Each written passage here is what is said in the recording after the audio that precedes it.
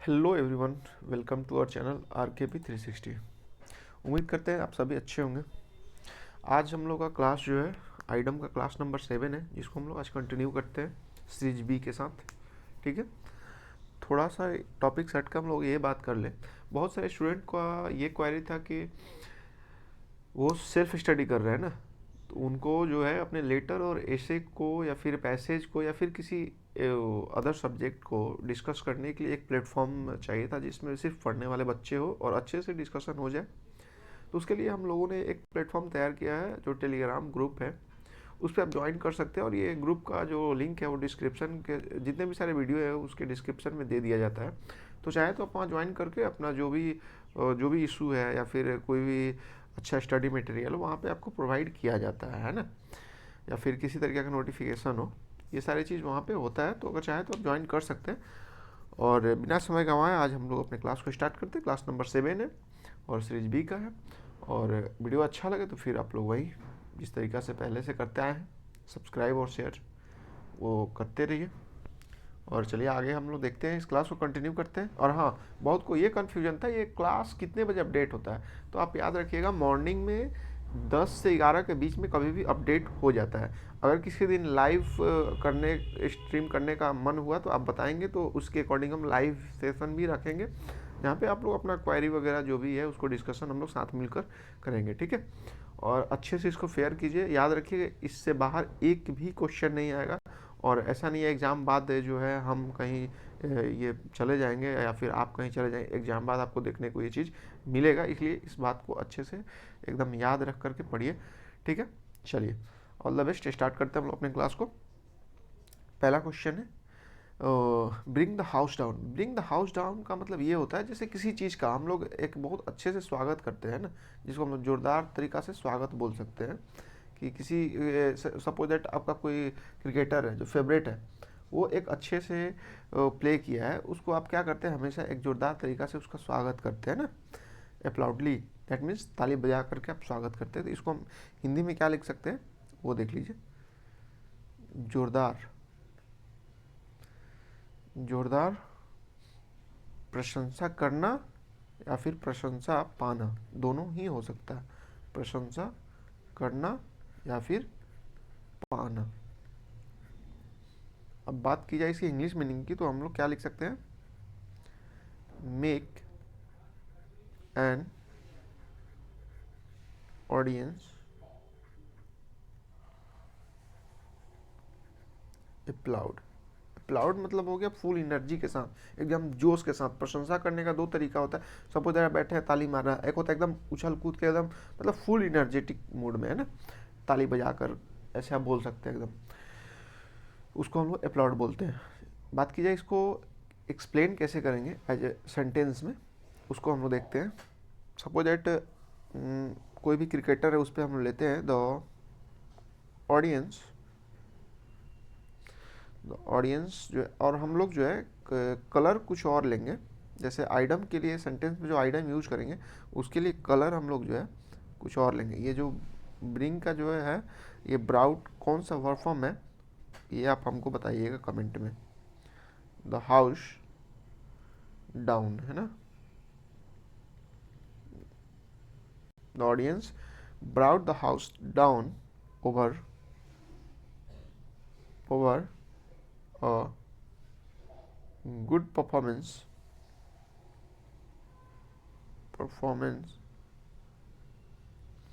Performance of किसका, जिस जो भी आपका फेवरेट है उसका आप नाम लिख सकते हैं। सपोज दैट मेरा फेवरेट MS धोनी है, हम उसका नाम ऐसे लिख दिए। ठीक है, चलिए यानी कि जो MS धोनी का बेटर परफॉर्मेंस है उसके ऊपर जो है ऑडियंस जो है एकदम जोरदार तरीक़े से प्रशंसा की।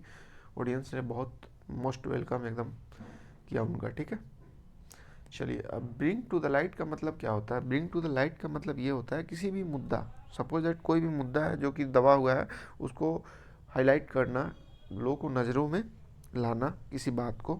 तो इसको हम ऐसे हिंदी में लिख सकते हैं, किसी भी बात को, किसी बात को लोगों लोगों के जो हिंदी होगा उसको थोड़ा सा करेक्ट कर लीजिएगा, क्योंकि आपके एग्जाम में हिंदी नहीं पूछा जाता, इसलिए हम उस पर ज़्यादा फोकस नहीं कर रहे हैं ना। लोगों के नज़रों में, किसी बात को लोगों के नज़रों में लाना, है ना। कोई बात हुआ या मुद्दा भी बोल सकते हैं आप इसको। अब बात की जाए, यानी दैट मीन्स आप इसको रिवील भी बोल सकते हैं। रिवील क्लियरली, किसी चीज़ का रिवील करना, बताना, रिवील क्लियरली, ठीक है। रिवील करना, रिवील का मतलब ये होता है किसी बात को एकदम मतलब ओपन करना, खुलासा करना। बात की जाए एग्जाम्पल का, तो आजकल हम लोग मीडिया में ऐसा कर नहीं रहा है, बट उसका जो ड्यूटी है वो हम बता रहे हैं कि मीडिया का जनरली ड्यूटी यही होता है, किसी भी करप्शन, किसी भी व्यक्ति का करप्शन, चाहे पॉलिटिशियन का हो या किसी भी व्यक्ति का हो, उसको क्या करना, मीडिया के थ्रू एक बातों को लोगों के बीच में रखना, ठीक है। Media is doing a good job, है ना।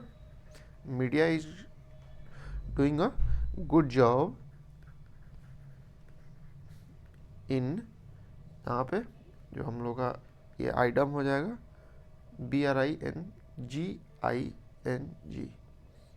ब्रिंगिंग, है ना, ये मेरा आइडम हुआ। और टू द लाइट हम सेंटेंस के लास्ट में यूज करेंगे the corrupt, CORRUPT, to the corrupt acts, ACT, acts of politician, politician,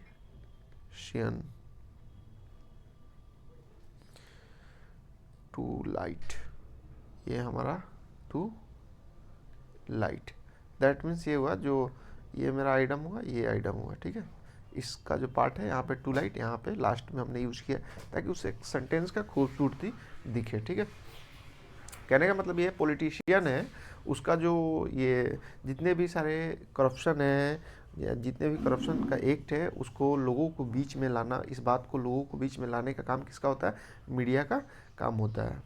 चलिए अब हम लोग देखते हैं ब्रोकन रीड। ब्रोकन रीड का मतलब होता है अविश्वासी व्यक्ति, जिस पे आपको विश्वास नहीं है, सिंपली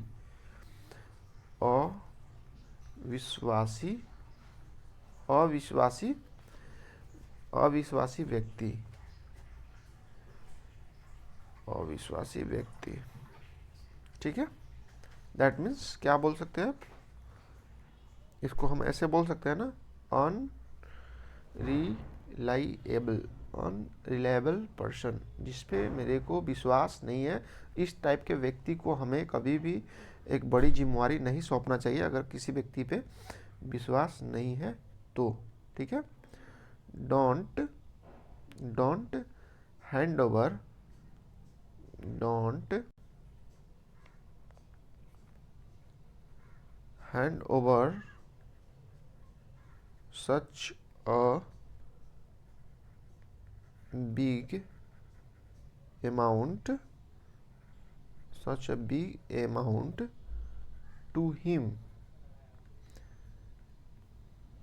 क्यों भाई, क्योंकि he is a broken reed, broken reed, ठीक है। अब बहुत लोग उसमें बोलेंगे कि पर्सन हम नहीं लगाए, ठीक है। तो आप ऑलरेडी देखिए ब्रोकन रीड का मतलब ही होता है अविश्वासी व्यक्ति, व्यक्ति ऑलरेडी इसमें लगा है, तो बहुत लोग इसके आगे ब्रोकन रीड के आगे पर्सन नहीं लगाएंगे, ठीक है। ये बात का ध्यान में रखिएगा। ब्रोकन रीड, ठीक है, यहाँ पे पर्सन लगा देंगे तो डबल पर्सन पर्सन हो जाएगा। ये हमारा आइटम हो गया ब्रोकन रीड। चलिए उसी तरीक़ा से अगर हम बात करें build upon sand. Build upon sand का मतलब क्या होता है, जैसे मतलब होता है ना, आप किसी सपोज दैट आपको पुलिस पकड़ी, आप पे बहुत सारे धाराएं लगा दी, ठीक है, बट वो धाराएं कोर्ट में गया, वो कोर्ट साबित कर दिया कि ये क्या है, ये सब एकदम आधार लेस है, इसका कोई आधार ही नहीं है ना। तो उसी को हम लोग बोलते हैं जिसका कोई आधार ही नहीं है, किसी बात का कोई, सपोज दैट किसी बात का कोई आधार ही नहीं है, उसी को हम लोग क्या बोलते हैं, बिल्ड अपॉन सैंड। इसको अगर बात की हिंदी में, तो हिंदी में कैसे लिख सकते हैं, कोई, कोई मजबूत, कोई मजबूत, कोई मजबूत या फिर क्या हो, उचित, उचित आधार, उचित आधार ना होना, है ना। किसी भी चीज़ का कोई भी उचित आधार नहीं हो, बस बेवजह उस पर इंजाम हम लगा रहे हैं, that means stabilised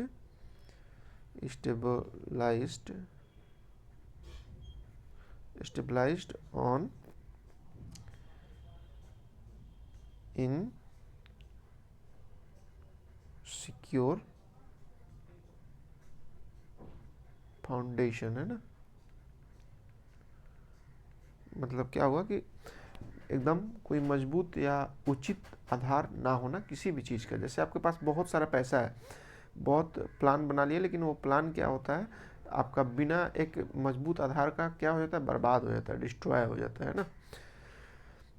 those THOUGH those he has a lot of money, he has a lot, LOT है ना, lot of money, he has lot of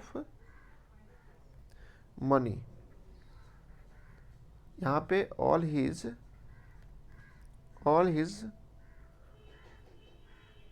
plans are, ठीक है, all his plans are क्या हो जाता है, आधारहीन है,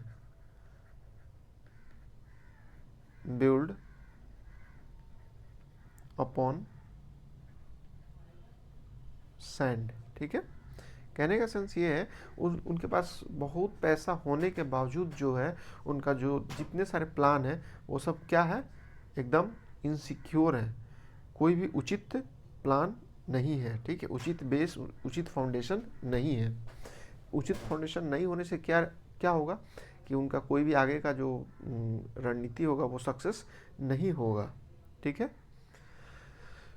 तो हम लोग नेक्स्ट देखते हैं, bull in China shop. Bull in China shop का मतलब ये होता है, जैसे आप अभी ठीक है, ठीक है, और किसी क्षण बाद 2 पैक मार लिए, उसके बाद आपका सारा नियंत्रण खत्म, आप हो गए एकदम उदंड व्यक्ति।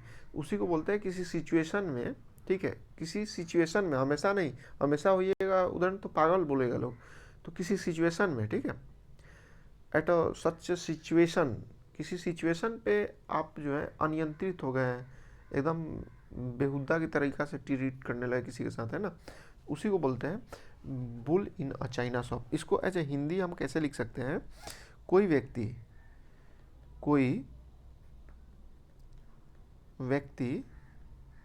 याद का है, कोई व्यक्ति जो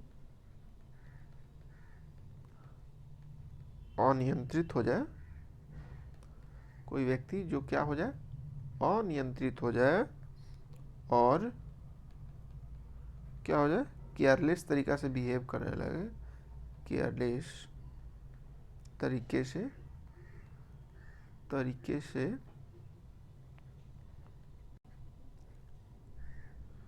व्यवहार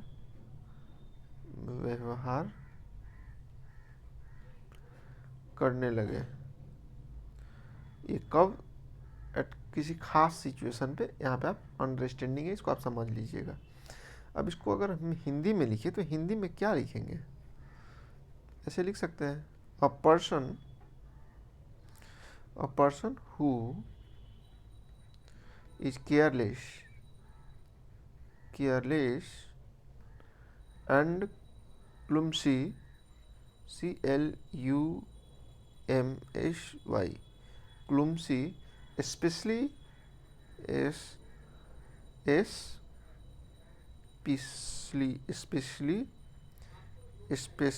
in what, specially in situation, किसी भी सिचुएशन पे, मतलब हमेशा नहीं, सिचुएशन, उसी को बोलते हैं bull in China place. That means किसी एक खास सिचुएशन पे इस तरीके का ट्रीट करने लगना, एकदम अनियंत्रित हो जाना, केयरलेस हो जाना, उसी को बोलते हैं bull in a China shop. ये अक्सर हम लोग जब 1-2 पैक मार लेने के बाद व्यक्ति इस तरीके का ट्रीट करने लगता है। एज एग्जाम्पल में हम लेते हैं, आफ्टर 2-3 पैक जब हम लोग मार लेते हैं तब, है ना, 2-3 glass of wine, glass of WINE, he become वो क्या बन जाता है 2-3 ग्लास के बाद, ही बिकम अ व्हाट, यहाँ पे आइडम यूज करेंगे बुल इन चाइना शॉप, ठीक है, bull in a China shop, ये हमारा आइटम हो गया। फिर अब हम इस सेंटेंस को थोड़ा सा और चाहें तो आगे बढ़ा सकते हैं, ठीक है।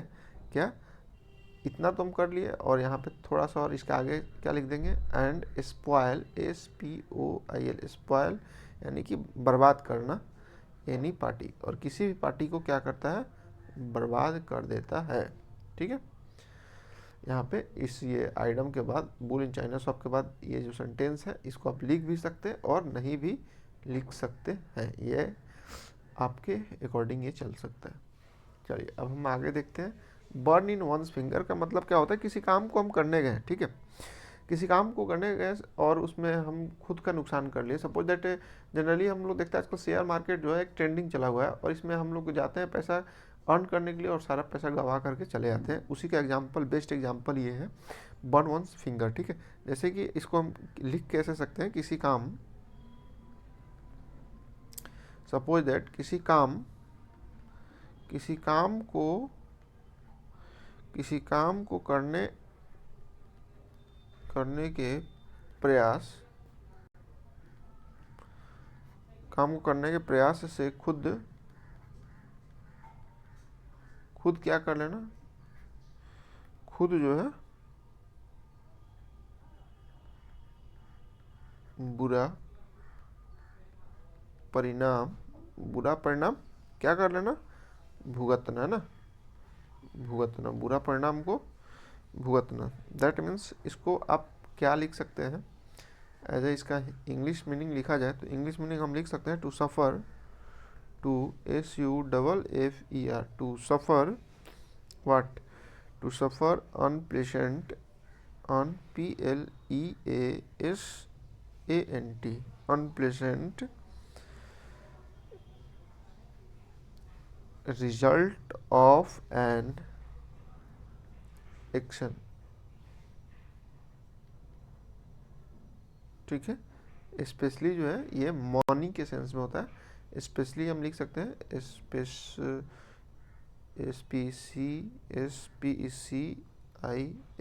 Special loss of what, money, MONEY, money. इसको आप अंडरस्टैंडिंग के लिए यहाँ पे दे दिया। एग्जाम्पल के तौर पर हम देखते हैं क्या होता है। सपोज दैट ही हैड, ठीक है, इन्वेस्टेड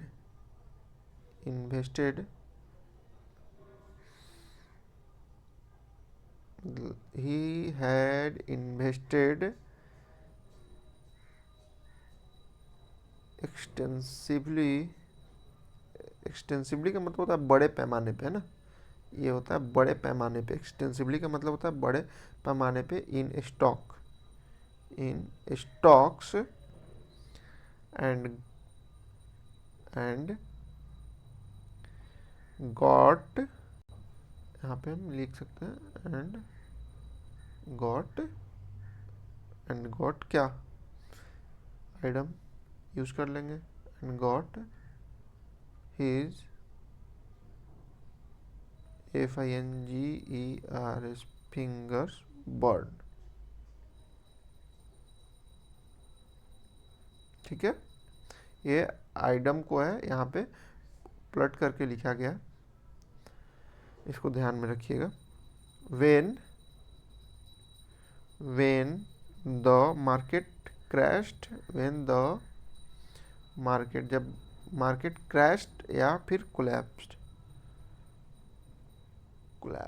करने का सेंस ये है जब हम लोग बहुत बड़े पैमाने पे पैसा, एक्सटेंसिवली का मतलब होता है बड़े, लार्ज अमाउंट, बड़े पैमाने पे पैसा स्टॉक मार्केट में जो है इन्वेस्ट करते हैं, बट वो होता क्या है, जब वो कोलैप्स करता है तो हम लोग क्या हो जाते हैं, बुरा परिणाम भुगत लेते हैं, यानी कि हम लोग लॉस में चले जाते हैं। उसी तरीक़ा से बात किया जाए बर्न द बोट, ठीक है। बर्न द बोट का मतलब क्या होता है, कोई भी, जैसे ऐसा आप इसको ऐसे बोल सकते हैं, कोई ऐसा कार्य कर देना जिससे पुरानी स्थिति में लौटना मुश्किल हो जाए। सपोज दैट आप किसी बॉस के पास है वहाँ पे आप कर दिए चोरी। चोरी करने के बाद आप थे तो बहुत अमीर थे, बट वहाँ से चोरी करने के बाद आपको निकाल दिया गया।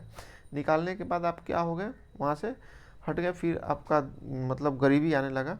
फिर आप अपने पुराने अवस्था में पहुँच नहीं सकते हैं, यानी आप बॉस के पास जाकर काम कर नहीं सकते हैं क्योंकि आप चोरी किए थे। तो इसको हम लोग ऐसे बोल सकते हैं कि कोई कोई ऐसा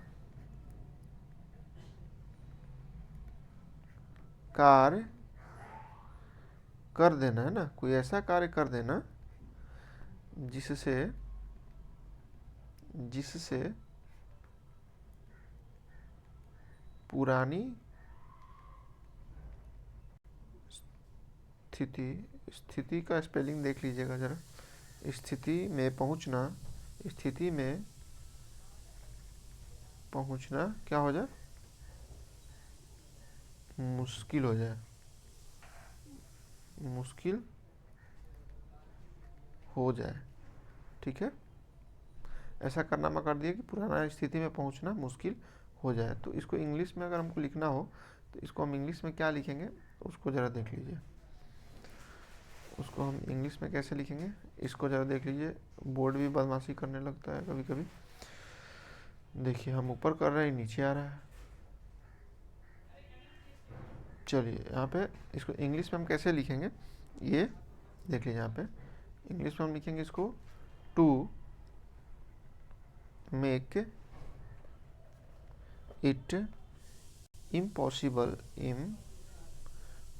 impossible to return to the previous situation, SITION। ठीक है, अब बात की जाए इसका एग्जाम्पल। एग्जाम्पल हम क्या लें इसके लिए, ठीक है। तो एग्जाम्पल हम ले सकते हैं, बहुत अच्छा एक एग्जाम्पल है, turning down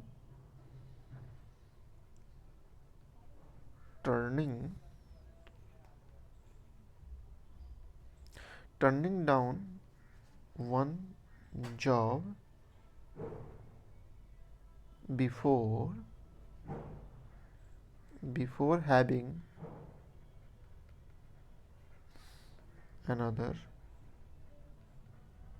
before having another is a sure way of क्या, श्योर वे ऑफ, इसको हम लोग क्या लिख सकते हैं, burning your boat, BOATS, boats. That means करने का मतलब ये है, बहुत लोग का ऐसा होता है कि अभी मतलब एक जॉब आया नहीं तब तक एक जॉब छोड़ दिए, तो वो हम लोग का एक ऐसा टर्निंग पॉइंट होता है जहाँ पे हम लोग क्या हो जाते हैं, पुरानी स्थिति में पहुँचने के काबिल नहीं रहते हैं या मुश्किल हो जाता है। ठीक है, वही एक एग्जाम्पल बता रहा है। टर्निंग पॉइंट का मतलब होता है, सॉरी, टर्निंग डाउन का मतलब क्या था, अस्वीकार करना। इसको हम लोग अस्वीकार करना, है ना, इसका मतलब होता है टर्निंग डाउन का मतलब अस्वीकार करना। अगर हम लोग बिना दूसरे जॉब का लगे, अगर हम लोग पहला जॉब को छोड़ देते हैं, ये जो पॉइंट है, ये जो सिचुएशन है, ये हम लोग को क्या कर देगा, फिर पुराने सिचुएशन यानी जो पुराना जॉब था उसमें पहुंचने का लायक हम लोग नहीं रह जाएंगे। ठीक है, बिना दूसरा जॉब लगे अगर हम लोग पहला जॉब छोड़ते हैं तो हम लोग का सेम सिचुएशन हो जाएगा जैसा हमारा आइटम्स बता रहा है एग्जाम्पल के तौर पे। ठीक है, चलिए उम्मीद करते हैं क्लास अच्छा लगा हो तो लाइक शेयर सब्सक्राइब कीजिए, और फिर मिलते हैं हम लोग नेक्स्ट क्लास में। तब तक के लिए बाय।